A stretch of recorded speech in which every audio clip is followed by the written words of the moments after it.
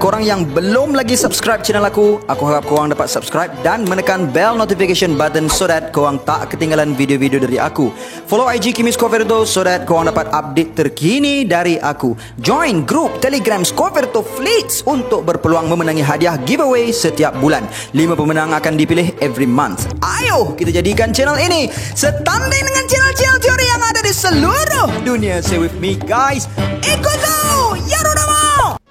Dalam chapter 987, Oda seakan-akan telah memberikan hint kepada kita apabila pasukan Nine Red Scabbard mampu untuk mencederakan Kaido. Dan hint tersebut Oda siratkan di dalam dialog chapter tersebut. Sebelum mereka, Kaido dan The Red Scabbard hampir-hampir mendarat ke tanah. Kaido bermonolog sejenak. Luka yang dibuat oleh Oden kepadaku.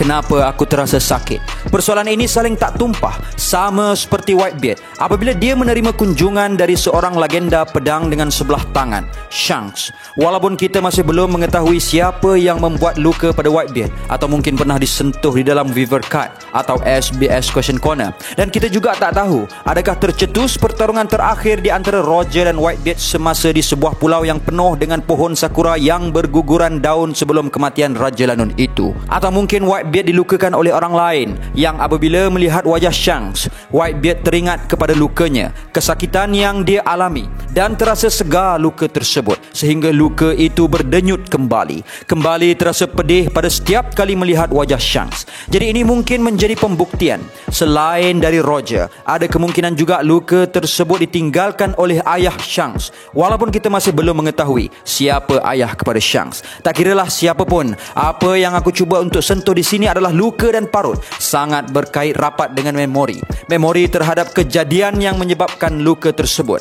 dan memori terhadap orang yang menyebabkan luka itu. Blackbeard dan Shanks juga boleh dirujuk sebagai satu lagi contoh. Shanks menyatakan bahawa dia telah bertarung dalam banyak pertarungan, namun luka yang paling terasa adalah luka yang diterima dari Blackbeard. Berbalik kepada Kaido dilihat terpinga-pinga bagaimana pedang The Red Scabbard mampu untuk menembusi tubuhnya. Jadi Kaido telah tertanya-tanya, adakah pedang The Red Scabbard ini mempunyai haki Ryo sama seperti Oden, atau mungkin juga haki Ryo yang dimaksudkan oleh Kaido adalah tekad atau will. Mungkin dalam setiap pedang The Red Scabbard ini mempunyai will milik Oden. Persoalannya, bolehkah will seseorang diwariskan melalui pedang setelah seseorang itu mati, atau legasi si mati diperturunkan kepada orang lain walaupun mereka tidak mempunyai pedangnya? Sebagaimana yang kita tahu, The Red Scabbard tidak memiliki pedang milik Oden, tapi mungkinkah mereka memiliki kekuatan haki milik Oden, atau arti kata lain, mereka memiliki will milik Oden? Dan kita dapat melihat sebelum ini, semasa dalam persiapan untuk berperang di Onigashima, apa yang menariknya, Kawamatsu juga mendedahkan perkara yang sama tentang perkara ini. Ketika Kawamatsu berusaha untuk mengumpulkan senjata, Kawamatsu telah berdialog dengan seekor musang yang bernama Onimaru. Akan datang suatu masa nanti, samurai-samurai dari negeri ini akan berdongak dan berarak seragam, dan pada hari tersebut mereka perlu dilengkapi senjata. Mereka memerlukan pedang yang banyak, dan dalam medan pertempuran itu nanti mereka akan maju dengan pedang milik rakan seperjuangan mereka yang telah gugur. Jiwa yang hidup dalam pedang ini akan menguatkan hati mereka dan membenarkan mereka menewaskan musuh-musuh mereka. Apabila Kawamatsu merujuk kepada jiwa dalam pedang, ia mengingatkan kita pada pedang Shisui milik Ryuma. Walaupun benar atau tidak Zoro merupakan pewaris yang sah untuk pedang ini, Shisui, Shimotsuki Ryuma, atau mungkin Shimotsuki Zoro, apa-apa pun realiti pada masa nantinya, kita dapat melihat kehebatan jiwa pedang ini atau roh pedang ini yang mampu memenggal leher seekor naga, yang sangat mirip dengan tindakan Zoro yang memenggal leher seekor naga dengan pedang yang sama di Panghazard, Will of the Sword, Shisui, the Dragon Slayer Sword. Dan sekali lagi kita dapat melihat setelah Zoro ditewaskan dalam chapter 52, setelah Zoro dikalahkan oleh The Greatest Swordman, Zoro telah mengisyaratkan pedangnya ke langit sambil berikrar yang dia tidak akan kalah lagi. Pedang milik Kuina tewas. Sebelum ini Zoro telah tertewas 2001 kali di tangan Kuina, pedang diarah ke langit. Mungkin apabila Zoro berikrar yang dia tidak akan kalah lagi sambil pedang terhunus ke langit, mengisyaratkan yang dia bukan sahaja melafazkan ikrar kepada Mihawk, Luffy dan mereka-mereka yang berada di situ sahaja, bahkan kepada Kuina yang berada di alam sana setelah tertewas 2001 kali dan pada hari ini tertewas lagi, dan dia berjanji untuk menyalutkan will Kuina pada pedang Wado Ichimonji yang suatu ketika dahulu milik Kuina dengan sebuah lafaz will seorang samurai yang dia tidak akan dikalahkan lagi. Jadi Wado Ichimonji telah disumpah oleh Zoro sebagai pedang yang tidak akan dapat dikalahkan lagi, sebagaimana pedang Shisui yang telah disumpah to be the Dragon Slayer. Sekali lagi, will sebilah pedang diwariskan kepada pemegangnya. Kemudian tentang will yang berada dalam pedang dan perbahasan tentang seseorang yang mewarisi will orang lain walaupun tanpa pedang mereka. Kita dapat melihat pedang Oden, Enma, apabila Oden bagi tahu Kaido yang dia tidak akan mati dan jiwanya akan terus hidup, dan kita juga dapat melihat saat di mana Oden memberikan katananya kepada Toki untuk diwariskan kepada anak-anaknya. Sekali lagi perkataan ini timbul, iaitu Oden tidak akan mati. Sekali lagi membuat kita tertanya-tanya, adakah mampu seseorang itu hidup dalam diri orang lain? Jiwa orang yang telah mati hidup di dalam pedangnya, dan dengan pewarisan pedang maka beserta warisan tersebut adalah jiwa, will, soul pemilik pedang itu, atau jiwa, will, soul orang yang mati hidup di dalam diri orang lain. Bercakap tentang inherited will atau mewarisi will orang yang telah mati, kita dapat melihat bagaimana Ace memainkan peranan yang agak penting di Wano sebelum ini, dan peranan Ace kita dapat lihat telah terpalit kepada Luffy. Janji-janji Ace kepada Otama, kebaikan-kebaikan Ace kepada penduduk kampung Otama, kita dapat melihat Otama sekilas telah terlihat diri Ace di dalam Luffy. Will, soul, jiwa seseorang yang telah mati hidup di dalam diri orang lain. Dan paling mutakhir ini, dalam chapter 984 di muka surat terakhir, Yamato juga mengatakan yang sama. Awak mengingatkan saya kepada Ace. Ada satu hint yang Oda cuba nak sampaikan kepada kita bahawa kekuatan baru Luffy akan diperkenalkan tidak lama lagi menerusi chapter-chapter terbaru kebelakangan ini. X mark di dada Luffy. Macam yang aku cakap tadi, pasal luka dan parut. Luka Whitebeard, parut di mata Shanks, parut di dada Kaido. Kita dapat lihat bagaimana luka dan parut ini sangat-sangat sinonim dengan memori atau ingatan terhadap pengalaman dan kenangan terburuk seseorang. Kita tahu luka Luffy diperolehi dari Akainu semasa Jinbe mengangkat Luffy dan cuba untuk lari dari medan pertempuran di Marineford. X mark di dada Luffy adalah memori terhadap seseorang yang telah meragut nyawa abangnya. Ironinya, Kaido juga memiliki parut berbentuk X yang sama pada tubuhnya, dan mungkin parut tersebutlah membuatkan Kaido berusaha untuk meningkatkan lagi kekuatannya setelah Oden sendiri bagi tahu Kaido untuk jadi lebih kuat. Dan begitu juga dengan luka di dada Luffy yang membuatkan Luffy berusaha untuk jadi lebih kuat sebagai motivasi kekal. Dan mungkin juga X mark itu akan menjadi simbol kepada transformasi terbaru Luffy, bahang memori ke atas kematian Fire Fist Ace, the flame of the inherited will. Sejak dari Fishman Island dan sehinggalah sekarang, berbekalkan janji yang dibuat oleh Ace, impian milik Ace, sehinggakan Luffy mampu menghasilkan serangan yang menciptakan api. Dan apa yang menariknya, dalam intro anime One Piece, kalau kita boleh lihat pada bahagian ini, parut Luffy di highlight semasa Luffy menggunakan Haki Ryo. Dan yang paling uniknya, Haki Ryo ini adalah ia mampu mencederakan musuh dari bahagian dalaman, yang menyebabkan Hyogoro sendiri terkejut. Dan dalam klip ini juga kita dapat melihat kelopak-kelopak bunga berterbangan, dan kelopak bunga tersebut juga telah mengalir dan blend bersama darah Luffy. Inherited Will of Ace, impian penduduk Wano. Kelopak bunga negeri Wano diadun dalam darah Luffy. Walaupun kita masih lagi belum tahu form terbaru yang akan diperkenalkan Oda nanti, atau mungkinkah Luffy akan berjaya unlock his awakening, atau Gear 5 akan diperkenalkan, atau Gear 4 dalam mode terbaru. Tapi apa yang pasti, hasil rujukan dari chapter-chapter sebelum ini dalam Arc Wano, kita dapat melihat yang Luffy sedang menggalas atau menyambung misi Ace di negeri ini. Dan mungkin juga nantinya Oda akan menunjukkan satu lagi flashback tentang kedatangan dan misi sebenar Ace ke Wano. Macam dalam video aku sebelum ni tentang cara Kaido dibunuh, aku dah bagi tahu yang impian Kaido adalah untuk mati, dan Kaido dilihat sangat-sangat kebal. Kebal seperti gunung, mountain, yang mana sebelum ini aku dah bagi tahu elemen mountain berkenaan serangan dia, Thunder Bagua, tentang elemen dalam Bagua. Dan apa yang menariknya, tubuh badan Kaido dan Big Mom kedua-duanya dilihat kebal dan sukar untuk ditembusi. Pedang, meriam, peluru. Namun Big Mom memiliki satu kelemahan di mana dia akan berada pada tahap yang sangat lemah dan vulnerable apabila foto wajah Mother Carmel dipecahkan. Walau hanya rebah melutut sahaja mampu membuatkan tubuh Big Mom terluka. Persoalannya, apakah kelemahan Kaido? Setelah chapter demi chapter dikeluarkan Oda baru-baru ini, mungkin ada daripada kalangan kita yang sudah dapat mengagak di manakah kelemahan milik Kaido ini. Adakah benar yang Kaido ini tidak boleh mati, seorang yang immortal? Atau mungkin seperti Big Mom, Kaido juga perlukan sesuatu yang istimewa untuk melemahkan dirinya hingga ke hari ini. Untuk mengatakan yang pedang-pedang milik samurai Wano adalah kelemahan Kaido mungkin juga masuk akal. Pedang yang dimaksudkan sudah semestinya bukan pedang biasa, dan pedang Oden yang berada di tangan Zoro mungkin mampu untuk menamatkan riwayat Kaido sehingga membuatkan Oden berjaya membalaskan dendamnya selama 20 tahun ini.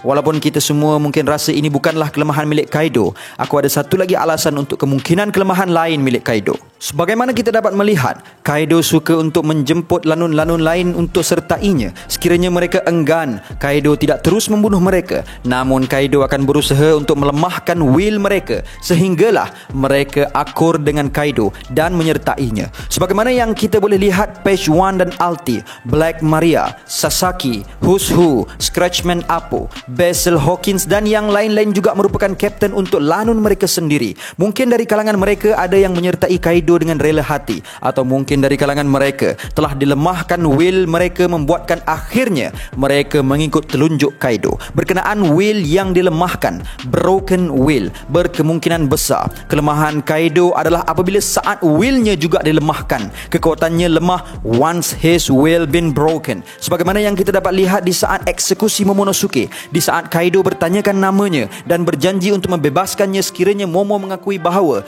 dirinya bukan Momonosuke. Namun betapa terkejutnya sang naga jadian itu apabila walaupun berhadapan musuh-musuh yang mampu untuk meratah dagingnya dengan mudah, walaupun berada dalam keadaan diikat dengan rantai, walaupun di sisinya adalah the strongest creature in the world yang sebelum ini telah membunuh bapaknya dan menjajah seluruh negeri Wano, masih Momo mampu menguatkan tekadnya. Will Momo masih belum dilunturkan. Lantas sejenak kita dapat melihat riak wajah Kaido di saat Momo melaungkan bahawa dialah Kozuki Momonosuke dan dia akan menyandang takhta shogun di negeri Wano nanti. Dan di saat itulah kita kemudiannya dapat melihat serangan mengejut pasukan Red Scabbard yang mampu melukakannya. Dan dalam serangan tersebut juga Kaido telah melihat sekilas wajah Oden dalam diri The Red Scabbard, seorang samurai yang hampir-hampir menamatkan riwayatnya. Jadi di sini jelas kita dapat melihat kelemahan Kaido adalah apabila will dia sendiri broken. Kaido melemah di saat willnya menjadi lemah. Dan dalam chapter sebelum ini juga kita dapat melihat serangan Togen Totsuka milik The Red Scabbard juga telah berjaya sekali lagi melukakannya, dan beserta serangan tersebut juga berjaya menggentarkan diri Kaido sehingga willnya menjadi lemah untuk seketika. Atau diri Kaido akan lemah di saat menentang orang yang mempunyai will yang sangat tinggi. Mungkin disebabkan itulah Oden seakan-akan menyedari kelemahan Kaido, dan mungkin seakan-akan Oden mengisyaratkan Kaido terlalu lemah untuk menjadi oponennya. Sebab itulah antara kata-kata Oden adalah supaya Kaido meningkatkan kekuatannya, supaya suatu hari nanti orang yang bukan sekadar menggalas will of Ace, will of Wano Kuni, bahkan will of Joy Boy sendiri, Kaido dapat menyainginya. Mungkin sebab itu jugalah Big Mom dengan yakin sebelum ini mengatakan kepada Luffy semasa di Whole Cake Island bahawa Luffy tidak akan sama sekali mampu untuk mengalahkan Kaido. Seolah-olah dia sudah mengetahui bahawa tidak akan ada yang mampu untuk menyaingi will Kaido atau melemahkan willnya. Jadi aku yakin apabila kita cuba untuk mengaitkan Kaido dan Big Mom dengan Hou Shokuhaki, Haki adalah manifestasi kekuatan will seseorang. Dengan Hou Shokuhaki, seseorang dapat menafikan seseorang yang lain dan membuatkan mereka tersungkur di hadapan penggunanya. Jadi bolehlah dikatakan Hou Shokuhaki adalah kekuatan will seseorang. Jadi apa yang aku cuba maksudkan adalah dengan Conqueror's Haki membuatkan seseorang itu untuk tidak menyerahkan rohnya, membuatkan Kaido tidak boleh mati, atau dalam arti kata lain, kekuatan Hou Shokuhaki Kaido sehinggakan rohnya sendiri tidak mahu untuk meninggalkan jasadnya. Jadi hanya mereka yang memiliki will yang tinggilah dapat mengguncangkan rohnya sekaligus membuatkan tubuh Kaido melemah, bahkan mampu untuk membunuhnya. Jadi disebabkan itulah aku yakin gandengan Zoro dan Luffy mampu untuk membunuh sang naga jadian bahagian ini. Kerana sekiranya diperhatikan berkenaan haki, pada awalnya kita dilihatkan Luffy tak mampu untuk mengalahkan pengguna-pengguna Logia seperti Smoker, Crocodile, Enel dan sebagainya, sehinggalah Luffy mempelajarinya bahawa untuk mengalahkan pengguna Logia, Luffy perlu mempunyai Buso Shokuhaki. Kemudian berkenaan Kenbun Shokuhaki, Luffy tak mampu untuk mengalahkan pengguna Kenbun Shokuhaki seperti Satori di Skypiea dan Boa Sandersonia dan Boa Marigold, sehinggalah dia perlu meningkatkan kecepatannya bagi mengalahkan mereka. Dan semasa di Whole Cake Island, kecepatan sahaja tidak cukup untuk mengalahkan lawannya, sehinggalah Luffy perlu meningkatkan kecepatan, kekuatan dan kemampuan untuk melihat sejenak ke masa hadapan dalam menewaskan Katakuri. Jadi sekarang di Wano ini, kita dapat melihat Luffy sudah lengkap dengan Kenbun Shokuhakinya pada tahap yang lebih advance, Buso Shokuhakinya juga pada tahap yang lebih advance, dan Hao Shokuhakinya juga. Luffy sudah berjaya menguasainya. Jadi kalau sebelum ini Luffy telah memerlukan Buso Shoku sahaja, kemudian Buso Shoku beserta Kenbun Shoku, kemudian Luffy perlu menggunakan ketiga-tiga haki dalam menumpaskan Katakuri, dan sekarang ini Luffy perlu menggunakan sekali lagi ketiga-tiga haki untuk mengalahkan Kaido, dan ketiga-tiga haki ini perlulah berada dalam keadaan advance, iaitu Buso Shoku pada tahap Ryo, Kenbun Shoku pada tahap Future Sight, dan Hao Shokuhaki sehingga tahap untuk melemahkan Will Kaido, yang mana Oda seolah-olah memberikan hint kepada kita sebelum ini dan memunculkan kembali perkara tersebut dalam arc kali ini, di mana sebelum ini Dracula Mihawk menyifatkan Luffy memiliki the most terrifying power, kekuatan yang sangat-sangat menggerunkan, iaitu keupayaan menukarkan orang sekelilingnya menjadi aliansinya, temannya. Begitu juga dalam chapter baru-baru ini, X-Drake teringatkan kata-kata Kobe yang Luffy sangat-sangat kuat, dia mempunyai kekuatan untuk attract orang lain. Sebagaimana sebelum ini, walaupun Luffy mempunyai ketiga-tiga haki, namun Luffy tidak menyedarinya, dan setelah Luffy mempelajari tentang haki, barulah Luffy dilihat telah menguasai dan meningkatkan kemampuan hakinya, dan berkemungkinan kuasa untuk menarik orang lain ini adalah cabang dari kekuatan Hao Shokuhaki, yang merupakan kekuatan yang menggerunkan seperti mana yang disifatkan oleh Mihawk, dan kekuatan advance kepada Hao Shokuhaki. Setelah Luffy dilihat berjaya memiliki kekuatan advance dari Kenbun Shokuhaki, Buso Shokuhaki, dan pada arc kali inilah Luffy akan menyedari kekuatan pemikatnya yang sangat-sangat didambakan oleh Kaido, yang dilihat cuba untuk melemahkan will orang lain bertahun-tahun lamanya, seperti yang dilakukan kepada Eustace, Captain Kidd, Kawamatsu dan ketua-ketua Yakuza, Omasa, Ocho, Sunagoro, Yatape, bos Hyogoro di penjara Udon, yang mana pada akhirnya pun Kaido gagal melemahkan will mereka. Kaido tidak berjaya mencapai kekuatan Luffy yang mana mampu memikat orang lain. Jadi inilah menurut aku personally kekuatan kemuncak Luffy dalam arc kali ini. Walaupun aku tak pasti apakah bentuk transformasi terbaru Luffy, namun apa yang aku boleh katakan sehingga ke hari ini,